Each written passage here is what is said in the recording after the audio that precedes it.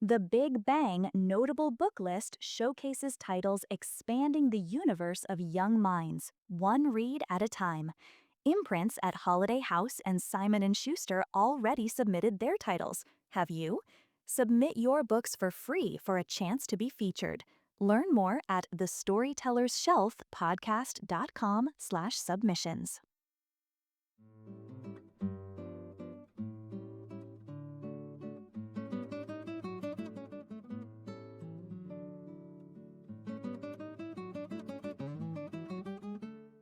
Hi, storytellers, and welcome back to the Storyteller Shelf podcast. It's Jackie here with Teresa, and we want to thank you for listening in. It's September, and we're talking about accessibility this month. Today, we're going to have a discussion about how literacy is a right and not a privilege with the African Library Project. The African Library Project changes lives book by book together with partners in Africa and North American volunteers to create, improve, and sustain libraries in African communities. Their grassroots approach mobilizes volunteers in North America to collect and donate gently used books to an international network of partners in Africa. And get this, they've donated over 4 million books. Today, we welcome the chair and executive director of ALP. And as always, I'm passing the mic over to them so they can tell us more about themselves and how they came to work in this literacy space. I'm Brandi Warren. I am the relatively new executive director of the African Library Project. I always like to tell people, above all, I'm a wife, I'm a mom, I'm a military spouse, go Army, and I am very passionate about service. I always say when I was a kid, I was the one who was always volunteering to help somebody, whether it was the unhoused community, whether it was animal welfare, crisis situations, but education has always been central for me. Growing up, education was huge in my family. There was no getting around it with my children. They always knew mom does not play around when it comes to education. And for me, literacy is the foundation of education, to be very honest. Literacy opens doors and provides the access that people need to be able to create the lives that they want, to be able to problem solve, to be able to change the trajectory of their lives. And it was just a perfect fit for me since I decided to dedicate my career to service and helping others. I decided to do so in the literary space since it's important to me. For our listeners who may not be familiar, can you share what the African Library Project is and the heart behind its mission? The African Library Project, lovingly known as ALP, is a small, volunteer-driven grassroots organization that promotes literacy across the African continent, specifically Sub-Saharan Africa. So historically, ALP has partnered with 13 English-speaking African countries. Those countries have included South Africa, Uganda, Malawi, Botswana, and so forth. So we work with US and Canadian based individuals who sign up as book drive organizers to collect books, gently used books, and they donate them to school and community libraries among our partnering countries each year. I like to say that at the heart of ALP are really all of the people that really keep the organization running, from our book drive organizers, our external volunteers, to our internal volunteers who manage operations, to our board, to anybody who takes part in our mission. But at the core of ALP is the belief that every child, regardless of where they live and regardless of what their situation is, deserves to have access to books because it is a human right to have access. Brandi just took the name of our episode, which was that reading and literacy is a right, not a privilege. She nailed it. It was just a celebratory moment. Yes, it is a right. It's everyone should be able to have access to books. Everyone should be able to know how to read and write, especially from an early age. Everyone should. And can you imagine, the brilliance of people that is not shared with the world just because of a lack of books, which is really sad to me. And ALP comes in and helps to address that issue, which is one thing I love about the organization. So, for educators, librarians, and literacy nonprofits listening, what are some of the biggest challenges that you see in increasing access to the quality of children's literature in underserved regions? First challenge is cost. The cost of books for some of the parents and families in the communities that we work in, it's a lot. It's too much. And I believe I read somewhere that sometimes books cost more than the monthly salary that some families are bringing in. I remember during my visit to East Africa, I met a number of families who happened to be small scale coffee farmers. And many of their children, they had to pull them out of school because they couldn't afford the fees. So costs, out of pocket costs for families is definitely one thing. Funding. It appears to be a lack of funding, whether that's from the private or public sector. When it comes to our partnering communities, is most certainly an issue. So adequate funding is not being funneled into the communities so that there is quality education and quality out of literature, children's literature. The second, I would say, is representation. I think it's very important that every child needs to be able to see themselves in the education that they receive and the stories that they read. And I believe that is lacking, whether it's lack of representation when it comes to the main characters in books that look like me. It's also a lack of representation with children who may have disabilities. Um, so that's another issue. They don't see themselves in the stories they read and the literature that they have access to, if they have access to it at all. And then the third, based on my conversation that I've had with individuals, especially those involved with ALP, is a lack of resources in the native tongue. So, yes, ALP does work specifically in English-speaking countries. However, many of the communities, they still have a native tongue that they speak. And having books and literature available in the child's native tongue that they hear daily, that they are even more connected to, and that they can see themselves in, it validates their experience and their uniqueness. And I think that when we are lacking in cost and funding that's given to education, and we're lacking in representation, and then we're lacking in the native tongue, those are most certainly barriers and challenges in these communities that need to be addressed, that do not provide children with the most quality education that they could be receiving. That's what I've found. Yeah, I can see that. It's so important to have access to books, and and the fact that there's not the representation, and like what you were saying, I think that needs to be addressed and that needs to change. And I'm just so thankful that you guys have this organization, and that hopefully speaking about it more and more and getting involved, that'll help to really kind of spotlight and help to provide the representation. I think that is just so important. Reading for children is like the key to having, a better job, better situation in life. So, yes, keep speaking about it. Keep sharing your story. I think that'll help in providing the necessary means to providing that spotlight for the African Library Project. Switching gears though, what does your day-to-day work look like? And how does ALP support children's access to books across Sub-Saharan Africa? My day-to-day life. Okay, this is an interesting question.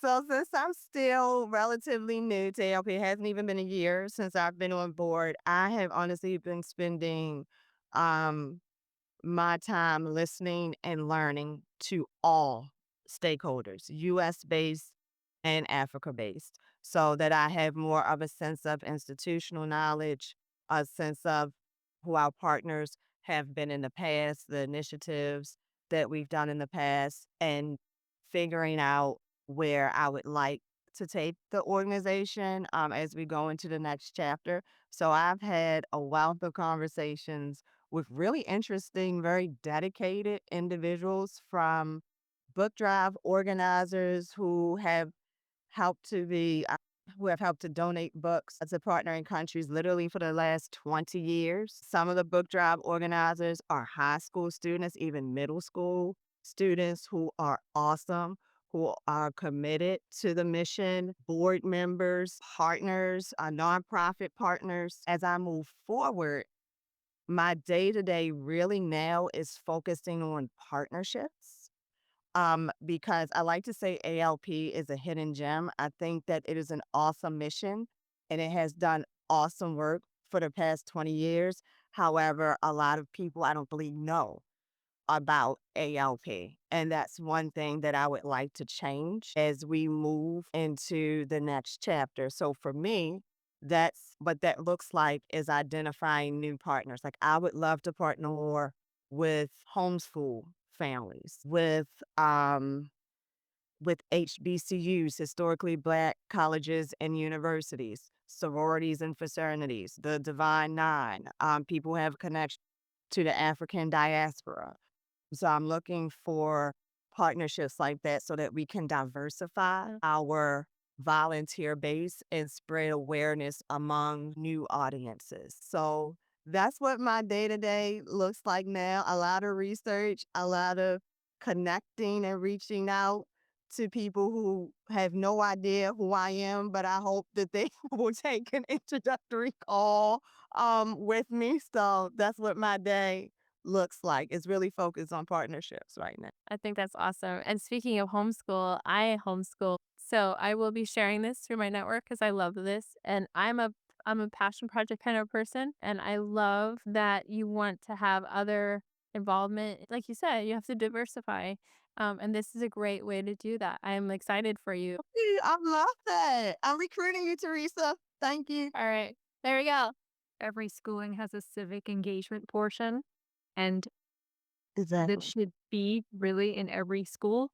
I will say it that way. There's no if, and, or but. Your challenge is just reach. And that is the challenge that everyone faces, which is that we can't do one thing alone as one person or even really as a group of people. You need to have community and you need to have partnership in order to succeed. If not, you'll never get to the scale that it needs to be, especially for something charitable like this. Just need all hands on deck. A lot of our audience are creatives. They're authors and they're illustrators. And I'm wondering if there's any way that they might be able to collaborate with ALP to help you amplify reach and impact. Is that something that you've thought of before? So I've been thinking about all different types of out of the box, innovative ways to partner with new people. This is exciting because I haven't specifically yet focused on illustrators and publishers per se. And ALP certainly does get interest from some authors about wanting to get their book to communities. However, I need to think of a way to do that best because of how our model works. So right now, our model includes shipping a half library, which is 500 books at a time, or full library, which is 1,000 or more books at a time. So, all of the books go together versus shipping individual books to communities that authors may want to share. But one thing that I would love to do, that I think that the way to partner with authors and publishers and illustrators is, I would love to go more digital in the future for ALP. And by future, I mean very near future. Like, I would love to set up, I need to think of a better word for this, like a better title for this that's more exciting, but like reading time, where it's like storytelling time on Zoom, where authors from all different backgrounds can host a reading time for our US based and Africa based individuals. in school communities. I would love that. I would love to eventually put together like a digital story collection with a group of people where, because yes, it's great to get physical books in the hands of students, and that's our focus right now. But honestly, one of my goals that I would love to be able to accomplish is through partnerships is to focus more on digital literacy because that is another type of literacy that is just as essential as being able to read and write, to read a physical book in hand. You need to be able to operate technology. You cannot get around that in this day and age, and our children need to know that. So having access to books online, I would love to work with authors and publishers and illustrators to put together a collection of books that well represent the communities that we work in with main characters that look like the students we work in. These books can be in English and in a native tongue. Uh, so I think that's a way to collaborate in the future. Right now, the most direct way to engage for anyone to engage with ALP is through signing up or registering rather to do a book drive and collect the gently used books that are shipped. And honestly, fundraising is critical. Everybody knows every nonprofit has expenses that we have to run an organization and to expand our reach. And funding is critical. So that is another way to engage with ALP is to participate by becoming a monetary donor. So, when you were a kid, what was your favorite book? I'm laughing because if you would have seen me as a kid, you would totally get this. So I loved the Amelia Bedelia series. I loved that as a kid. And my parents, like I said earlier, my parents were big on education. So I definitely I was always reading. But Babysitter's Club too, yes. But of course, my parents would make me read encyclopedias and all that. Amelia Bedelia, I loved her because she was funny, she was goofy. But when it comes to representation, I saw myself in Amelia Bedelia because I was a clumsy kid. And when I read her stories, while they were funny, and it was like, okay, something is wrong with Amelia. What is going on here? It still made me feel like it was okay to be clumsy and a little goofy and a little silly. And I read the Babysitter's Club because I wanted to be like my sister, who's 4 years older than me. And that's what she was reading. So I felt like, oh, that's a grown up book. I want to be like a grown up, so I'm going to read that. But I was much more of an Amelia Bedelia character, much, and Lord knows I still am to this day. She is very relatable. I think that we can all find ourselves in an Amelia Bedelia character, especially that she takes everything literally.